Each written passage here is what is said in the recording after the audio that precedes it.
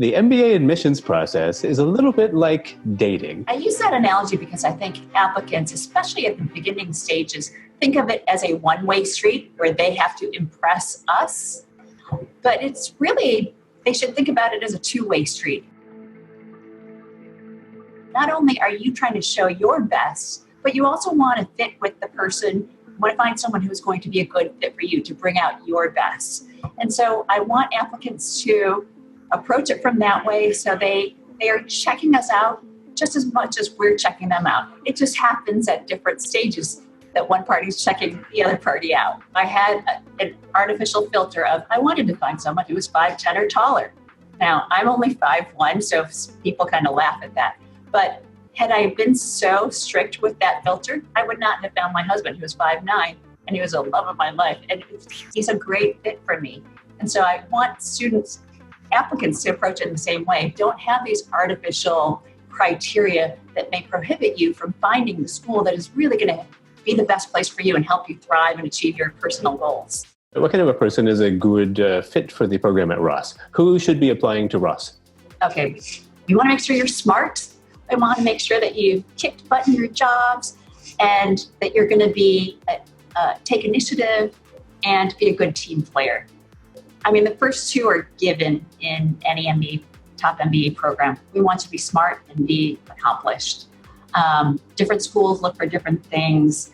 We're really focused on, are you going to be someone who can work well with others? Because everything that we do here is based on relationships, whether it's for your courses when you're on teams.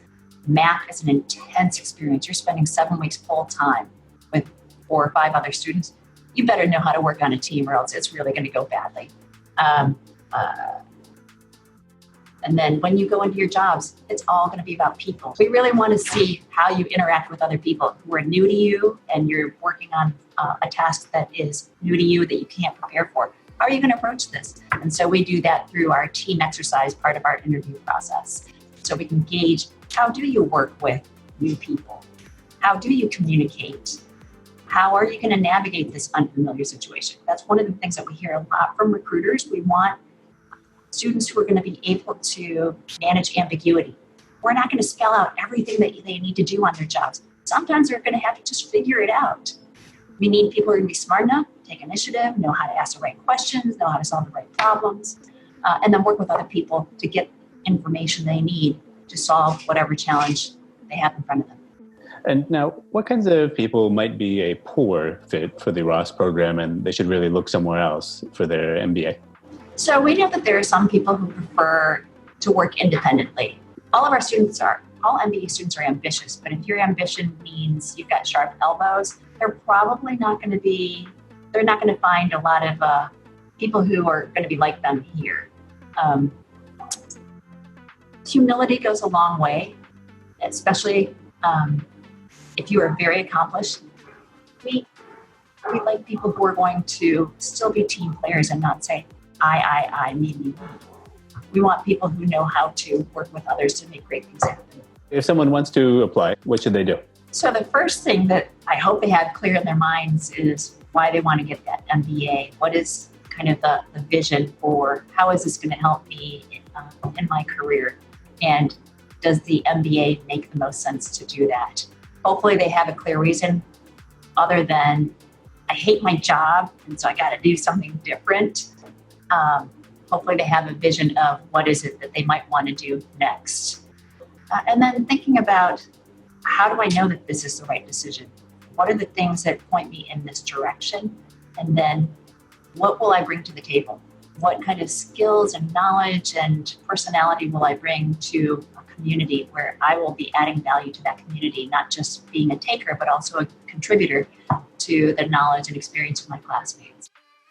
The biggest obstacle to people applying to Ross is our location.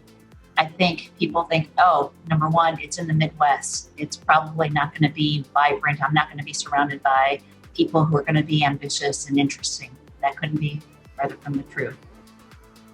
And then the second thing is they worry that they can't get the job that they want after investing their time and money in an MBA program. And that also couldn't be further from the truth.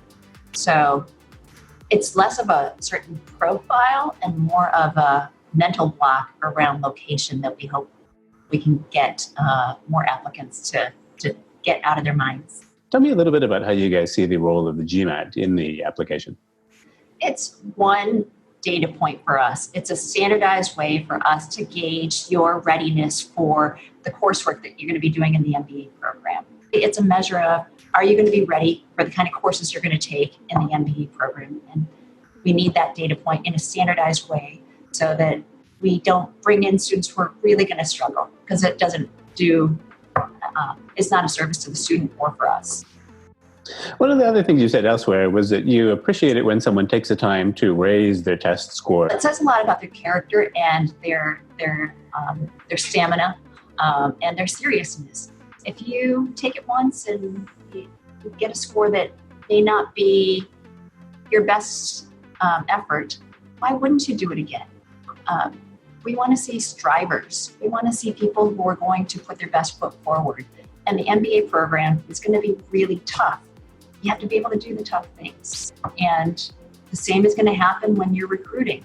You can't just go in there and do one mock interview and say, oh, I've done it once, so I'm going to be good enough. No, you're going to keep doing it until you can crack the case or until you know how to tell your story in a really compelling way. Why wouldn't you do the same thing with the test? Potential MBA students, they're clever people. Everyone kind of knows you're not going to get anywhere at Tuck with some story of like, I'm the greatest guy in the world, I'm a great leader, I have all these accomplishments. People are smart enough to kind of know that that's not the magic formula. But how do you find the ones that genuinely have these qualities? When we think about evaluating for something like NICE, we have an entire essay that's dedicated to NICE. We ask about how the applicant has invested in the success of someone else.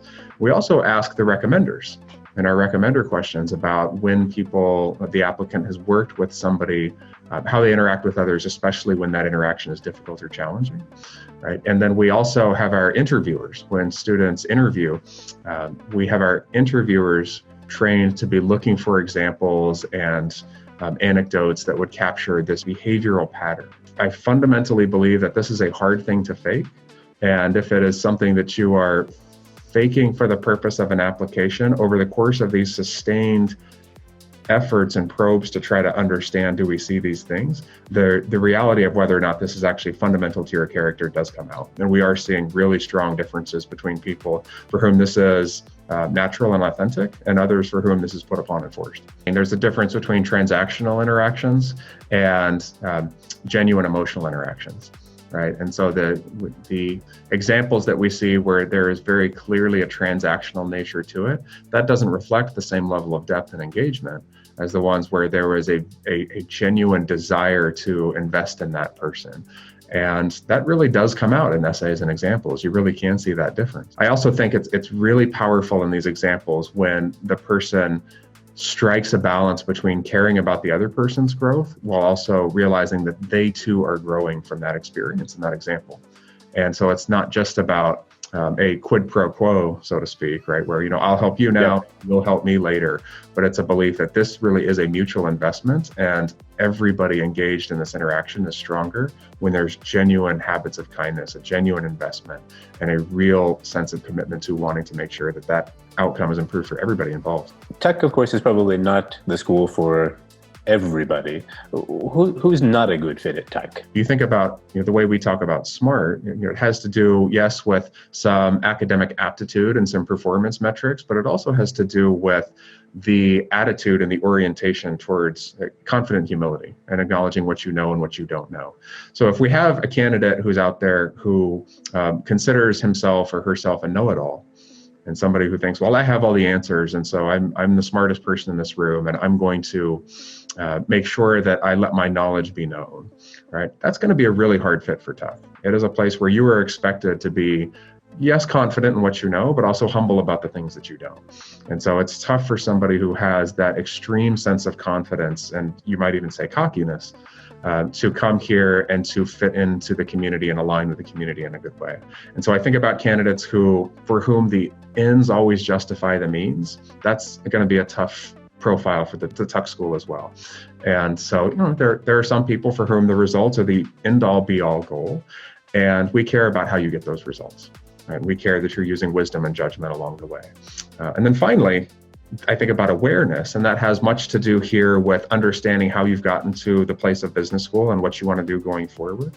And yet it also has to do with understanding how you contribute here. And this is another really distinguishing element between whether Tuck will be a good place for you or not. Do you want to come and do you want to give back just as much as you're taking away? Right? It's not an experience where you're the transactional customer and you come and you pay your tuition and you get some skills and some knowledge and you kind of take that back and apply that to whatever else you were doing in the world. Right? We want you, and in fact, we expect you, when you come to the Tuck School, to be contributing, to be engaged, to be actively involved, to be helping shape what the community looks like.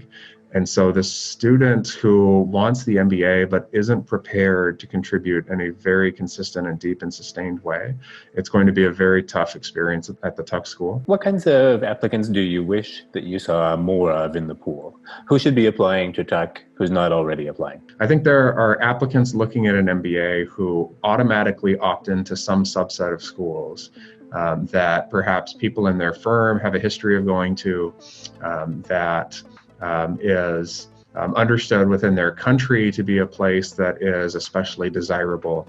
I do think about it some on these industry and country lines.